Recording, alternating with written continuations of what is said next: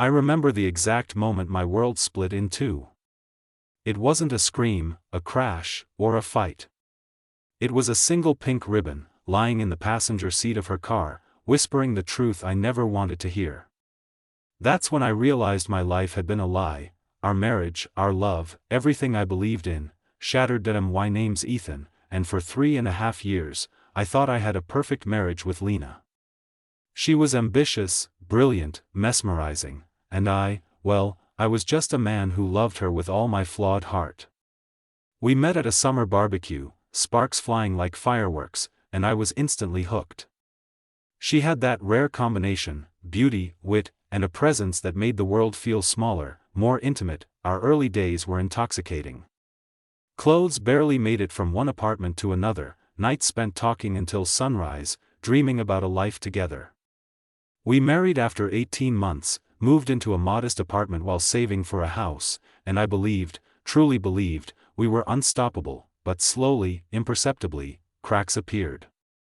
She worked late nights, traveling, networking, climbing the corporate ladder, and I was often away on work myself. Arguments started creeping in over the smallest things, the way she microwaved leftovers, the tone in her emails, the time she spent at work that I couldn't account for. I didn't see it yet. Not really. Then came the warning signs. It was September 2017. Lena asked me to help with groceries after a quick stop at the supermarket. I leaned into the car, reaching for a bag in the back, and there it was, a bra, her signature style, tucked beneath the passenger seat. My stomach flipped. My chest felt hollow.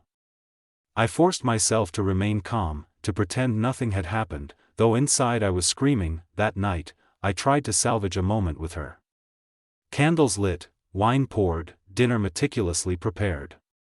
She breezed in, all apologies, all charm, and then she excused herself to meet her coworkers. Something in me snapped.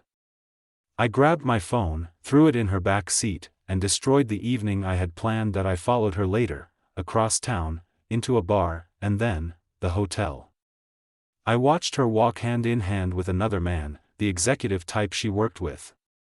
My hands pounded the steering wheel, my mind went blank, and the world felt unreal. A cocktail of anger, heartbreak, and disbelief made me drive aimlessly, tears streaming, screaming at no one, everything I loved turning to dust before my eyes. By chance, I ended up in a small tavern on the outskirts of town. That's where I met Ray. A salt-of-the-earth kind of man, who, within minutes, had me talking about my betrayal.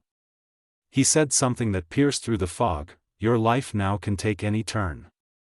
It's yours to choose.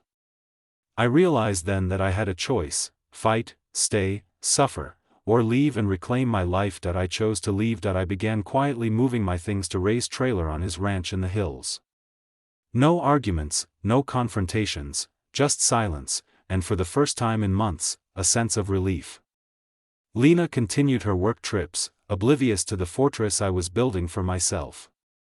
Her texts, calls, frantic emails. I ignored them all. Months passed. The weight of betrayal slowly lifted as I immersed myself in the simple life I'd created, running on trails, mornings in the sun, evenings under stars, friends who reminded me that the world hadn't ended. And then came Lena, showing up at a coffee shop nearby, tears in her eyes, begging for a conversation, for forgiveness. I felt every instinct screaming at me, run, fight, forgive, but I stood my ground. I listened as she confessed, the affair, the guilt, the isolation. She wept, she begged, she even admitted she still loved me. But I knew the truth: love isn't enough when trust is obliterated. I told her plainly, forgiveness doesn't exist here. What you did destroyed everything.